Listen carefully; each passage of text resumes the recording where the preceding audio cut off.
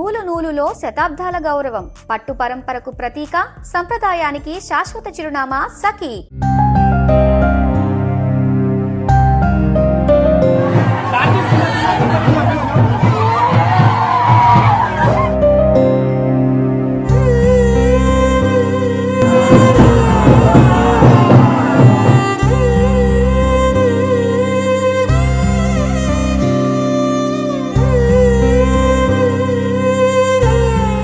So Vaishnavi ఒక YouTuber, తను ఒక ఇన్ఫ్లుయెన్సర్ కూడా.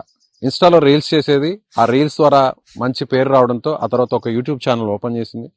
సో తను ప్రేమించి పెళ్లి చేసుకున్నటువంటి ప్రతి విషయాన్ని, భర్తతో ఉన్న అనుబంధాన్ని షేర్ చేసేది. ఇక్కడ వైష్ణవి అన్నలు ఉన్నారు, ఆ వెనకే నిన్న మొన్నటి వరకు ఈ అన్నల మధ్య ఎంతో సంతోషంగా ఉన్నటువంటి వైష్ణవి ఇప్పుడు మట్టిలో కలిసిపోయింది. సో ఆ చెల్లిని మర్చిపోలేక అన్నలు ఇక్కడే ఉన్నారు, అంత్యక్రియలు పూర్తయి, ఖననం పూర్తయింది. వీళ్ళందరూ కూడా, అన్నలందరూ కూడా యూట్యూబర్స్. వాళ్ళు కూడా ఒక యూట్యూబ్ ఛానల్ రన్ చేస్తూ ఒక్కొక్కరు చెల్లి చేసే వీడియోస్ కూడా వీళ్ళ వైపు నుంచి సజెషన్స్ ఇచ్చేవాళ్ళు. యూట్యూబ్ ఛానల్ పెట్టాలని, లేదంటే ఇన్ఫ్లుయెన్సర్ అవ్వాలని అనే ఆలోచన ఎలా వచ్చింది తనకి మీరు చెప్పండి. అయితే ఫస్ట్ యూట్యూబ్ ఛానల్ స్టార్ట్ చేసింది మాకు ఈ అన్నయ్య. ఈయన ఒక మాకు డైరెక్టర్. ఈయన చెప్పిందే మేము ప్రతిదీ వినుకుంటూ వచ్చినాం. ఈయన చెప్తేనే ఇన్ని యూట్యూబ్ స్టార్ట్ చేసినాం, మేము ఇన్ని ఛానల్ స్టార్ట్ చేసినాం. మీ అందరికి ఛానల్ ఉన్నాయి? అవన్నిట్ల కారణమే మా అన్న. ఇవన్నీ స్టార్ట్ చేసినాక ఒక్కొక్కళ్ళం పైకి వచ్చుకుంటూనే ఇలా ఉన్నాం.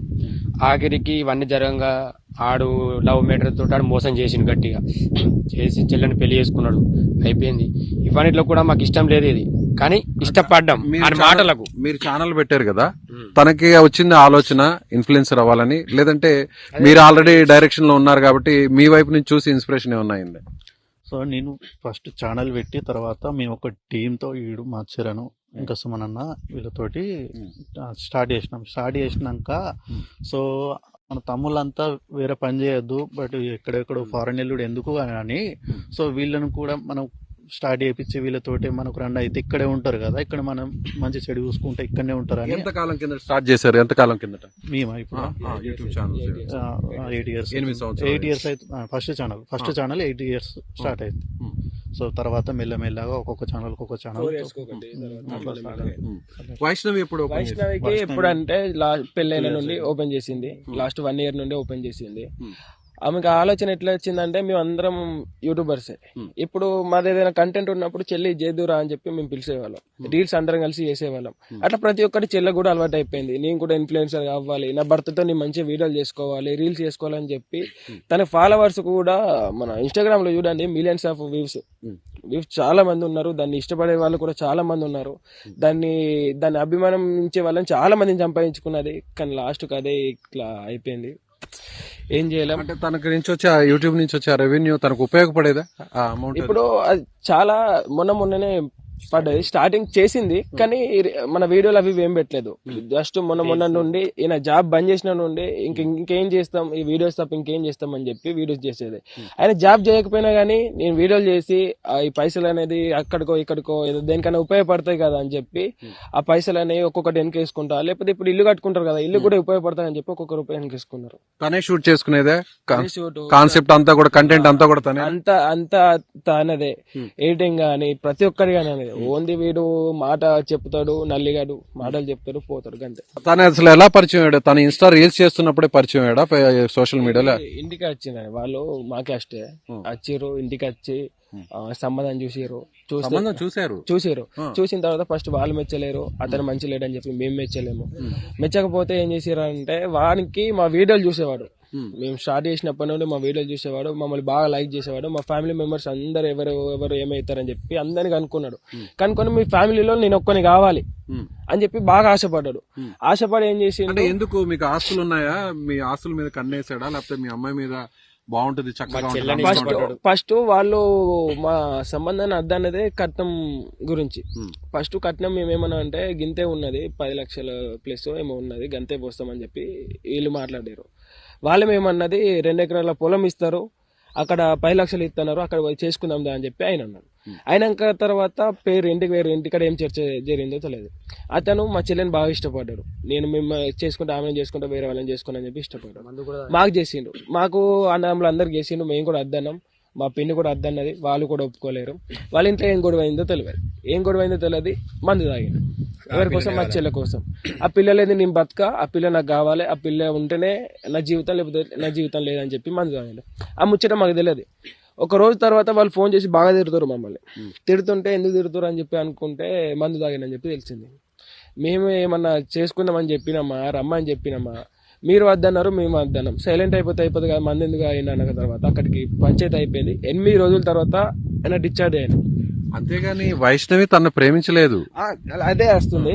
అయితే 8 రోజుల తర్వాత డిశ్చార్జ్ అయినాక తర్వాత ఒక మామిడి చెట్లకు పోయి ఒక పురుగుల మందు ఏదో పట్టుకొని మా చెల్లెకి మెసేజ్ చేసిండు. మా చెల్లె నెంబర్ అతని దగ్గర ఉన్నది. మా చెల్లెకి మెసేజ్ చేసి, ఇగో నేను ఇట్లా చచ్చిపోతున్నా, పురుగుల మందు తెచ్చుకున్నా, అట్లా ఇట్లా అంటే సావు నాకు సంబంధం లేదు, అట్లా ఇట్లా అన్నది. ఇక ఏడ్చుడు చాలా మొదలు పెట్టిండట. అలా 3 months దాకా చెల్లెని వదలకుండా మాయ మాటలు చెప్పి లొంగేటట్టు చేసుకున్నాడు, అంటే దగ్గరికి వచ్చేటట్టు చేసుకున్న తర్వాత మా చెల్లి ఏంటంటే చిన్న గుండె పాపం. ఎవరికైనా గిట్లా అవుతుందంటే అయ్యో గట్ల అవుతుందా గిట్ల అవుతుందని చెప్పి కలకల అమాయకురాలు. అలాంటి వాడు చచ్చిపోతుండే అట్లా అంటే వీడు కర్రే ఉన్నాడు, ఒక ముసలోళ్ళు లెక్క ఉన్నాడు. అట్లా అయినా కూడా చెల్లి వచ్చేయమంటది. ఆయనకి ఒక ఆడు కూడా మనసే కదమ్మా, నన్ను చూసుకుంటా అంటుండు. నా వల్ల చచ్చిపోవడం ఎందుకమ్మా, వాడు నేను కలిసి పెళ్లి చేసుకుంటామంటే మా పిన్ని ఏమన్నది, వద్దు, వాడు వద్దనప్పుడు నువ్వు కూడా సైలెంట్గా ఉంటూ వద్దని చెప్పి మా పిన్ని బయటకు వెళ్ళింది. అదే రోజు నైట్ వాడు ఏదో మాయమాటలు చెప్పి కొండపోయి పెళ్లి చేసుకొని వచ్చిండు. పెళ్లి చేసుకొని వచ్చిన తర్వాత వీళ్ళు ఏం చేసారు, సరే ఇక చేసుకోరు అని చెప్పి ఫస్ట్ ఒప్పుకోలే. ఆడొచ్చి అందరి కాళ్ళ మీద పడ్డాడు, నన్ను ఉంచుకోరు, మీ ఇంట్లో ఉంచుకోరు, ఇళ్ళ రూకం ఉంటా, నేను మా అమ్మద్దు, మా అన్నద్దు, నాకు ఎవ్వరద్దు, నేను ఇళ్ళ రూకం ఉంటా అని చెప్పి కాళ్ళ మీద పడ్డాడు. ఇక పడ్డాక తర్వాత వీళ్ళు ఏం చేస్తారు, ఇక పోనీ ఇక మంచి చూసుకుంటా అంటుండే కదా, ఇంటికన్నా ఉంటా అంటుండే కదా అని చెప్పి ఒప్పుకున్నారు. తర్వాత వాళ్ళ ఫ్యామిలీ కూడా చెప్తే వాళ్ళు రానన్నారు. చిన్న ఫంక్షన్ చేసారు. తర్వాత వాళ్ళ ఫ్యామిలీ కూడా వచ్చి అక్కడ వాళ్ళ క్యాస్ట్ వాళ్ళు, అక్కడ మా క్యాస్ట్ వాళ్ళు అక్కడ ఉన్న వాళ్ళని తీసుకొని వచ్చి కొద్దిగా ఉంటది కదా మన అటు కొన్ని అప్పేపాలు, ఇటు కొన్ని అప్పేపాలు, అవన్నీ చేసుకున్నాక తర్వాత ఈయనని అడిగారు, మరి ఏడుంటావు ఆడుంటావు అంటే నేను అక్కడ రాను, నేను మా అత్తగారు ఎందుకన్నా ఉంటా, నాకు ఇష్టమైనప్పుడు నేను వస్తా అని చెప్పి అన్నాడు. వాళ్ళు కూడా ఒప్పుకున్నారు. అంత అయిపోయింది. లాస్ట్ 2 months నుండి ఇదంతా స్టార్ట్ అయింది. వాళ్ళ అమ్మ కట్నం గురించి వేధింపులు చేసుడు, వీనికి కూడా ఒక మైండ్ లా బుర్రకెక్కింది.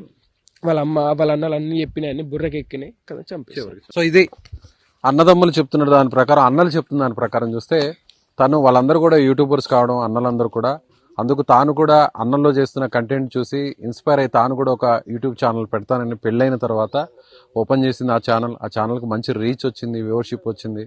సో ఆ తర్వాత మానిటైజేషన్ కూడా ఆన్ అయిన తర్వాత రెవెన్యూ రావడం కూడా స్టార్ట్ చేసింది. ఆ యూట్యూబ్ ద్వారా వచ్చేటువంటి ఆ డబ్బులతో తాను కొత్తగా తన భర్తతో పాటు కట్టుకునే ఇల్లు కట్టుకోవాలనుకునింది, ఇంటి అవసరాలను కూడా వాటితోనే తీర్చుకోవాలనేటువంటి ఆశతో ఉన్న వైష్ణవి చివరికి ఇలా చనిపోయి విగత జీవిగా మారి మట్టిలో కలిసిపోయింది. సో ఇది యూట్యూబర్ వైష్ణవి సంబంధించినటువంటి హత్యకు సంబంధించినటువంటి అత్యంత విషాదకర ఘటన. వైష్ణవి యూట్యూబర్ గా మారడానికి దారి తీసినటువంటి పరిస్థితులు. కెమెరామెన్ రాజ్ కుమార్తో విజయ్, సుమన్ టీవీ,